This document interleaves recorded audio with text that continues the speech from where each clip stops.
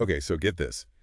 You're prepping for a financial planner interview, right? Like the big leagues.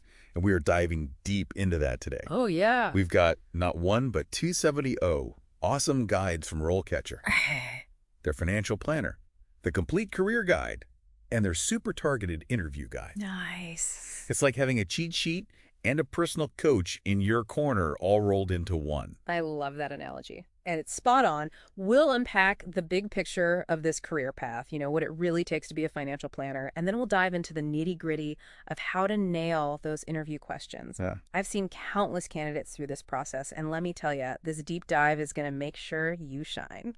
I love it. Right. So the career guide, this isn't like those other ones out there. Yeah.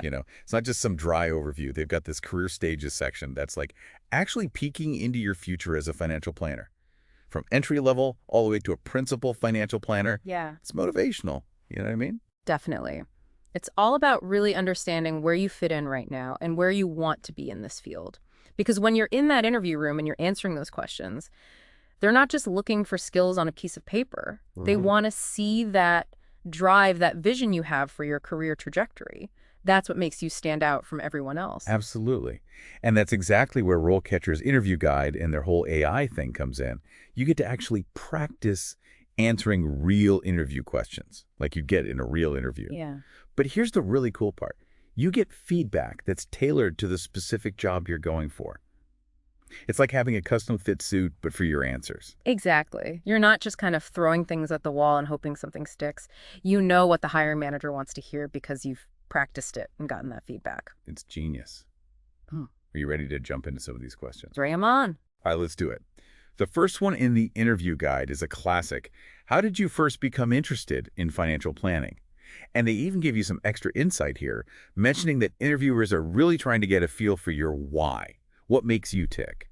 It's about passion, not just proficiency. A lot of people can say, oh, I'm good with numbers, but what they really want to hear is the story behind that. Was it a personal experience?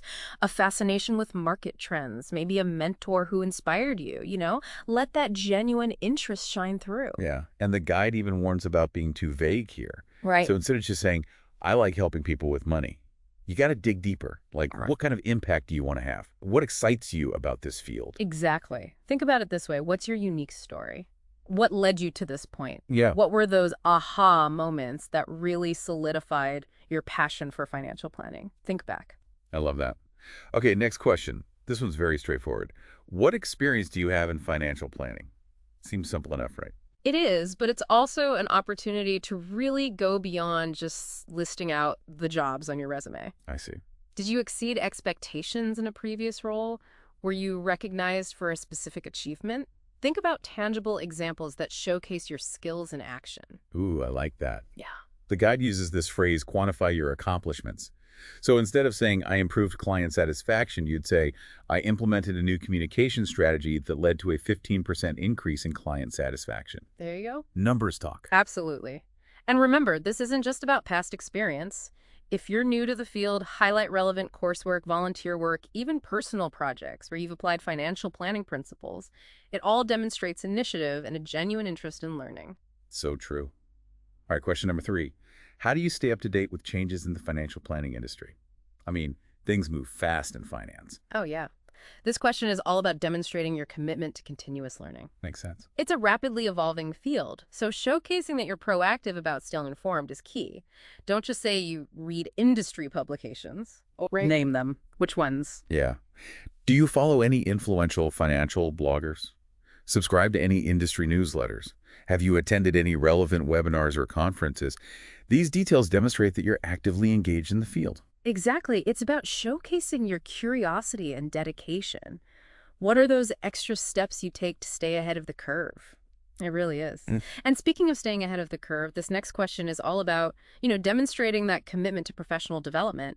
What certifications or designations are you currently pursuing or planning to pursue? This is where that CFP comes in, right? Yeah. I know the career guide really emphasized how important certifications like that are for building credibility as a financial planner. Yeah, it's not just about checking boxes on a resume. It's about demonstrating a deep understanding of the industry standards, a commitment to ethical practice, really showing that you're serious about this. Right. So if you're not already certified, talk about your plan to achieve those credentials. What's your timeline? What are you actively doing to make that happen? So it's okay to say, like, I'm currently studying for the CFP exam, Absolute. or even I'm actively researching different certifications to see which one aligns best with my career goals. Exactly. It shows that initiative, that dedication to professional growth, which interviewers really love to see. Okay, time for a scenario-based question. Describe a time when you had to navigate a complex financial planning issue. This is where we get to show off those problem-solving skills. Yeah. Choose an example that highlights your ability to really analyze a situation, consider the different factors at play, and make sound recommendations. Maybe you helped a client navigate a market downturn, or you had to adjust a financial plan due to unforeseen circumstances. Life happens. So walk them through your process. The key here is to be specific, though, right? Yeah. The guide actually cautioned against choosing like a super simple example, like Yeah. balancing a checkbook. Right. We want something juicy that really demonstrates our expertise. Right. Think about a time where you had to really think critically, maybe even get creative to find a solution. And don't forget to mention the outcome. How did your actions positively impact the client or the situation? Love that. All right, shifting gears a bit to client relationships. How do you approach building relationships with clients? I'm guessing empathy and strong communication skills are key here. Absolutely. Building trust is paramount in this field. I mean, clients are trusting you with their financial well-being, so they need to feel confident that you understand their needs, their goals, their values. Right. Active listening is so crucial, as is the ability to explain those complex financial concepts in a way that anyone can understand. Makes sense. Yeah. The guide emphasizes the importance of tailoring your approach to each client's unique circumstances. So instead of just saying, I treat all my clients with respect, maybe share a specific example of how you adapted your communication style to really connect with a client who was, particularly anxious about their finances. That's a great example. It shows you're not just following some script. You're genuinely invested in understanding and meeting each client's individual needs. And speaking of anxieties, let's talk about risk management. Right.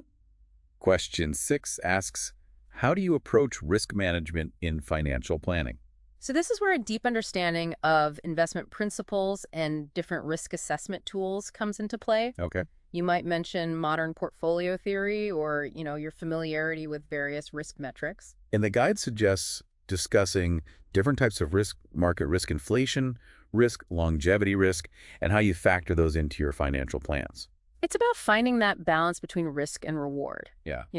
Clients need to understand that there's always some level of risk involved with any investment, but you're there to help them make informed decisions that align with their risk tolerance and their long-term goals. Right. And the guide emphasizes that you shouldn't oversimplify this topic. Oh, no. Risk management is complex, Yeah. so make sure you're demonstrating a nuanced understanding of all the different factors involved. Precisely. This is where your expertise really shines through. Show them you're not just throwing darts at a board, You're making strategic decisions based on careful analysis and a deep understanding of market dynamics. Love it.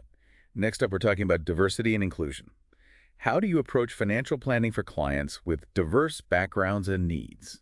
This question is all about demonstrating your cultural competency and your ability to tailor your services to a wide range of individuals. Because, let's face it, not everyone's financial situation is the same, Recognize that factors like cultural background, family structure, personal values, those can all significantly influence financial decisions. The guide encourages sharing specific examples of how you've adapted your approach to meet the needs of diverse clients.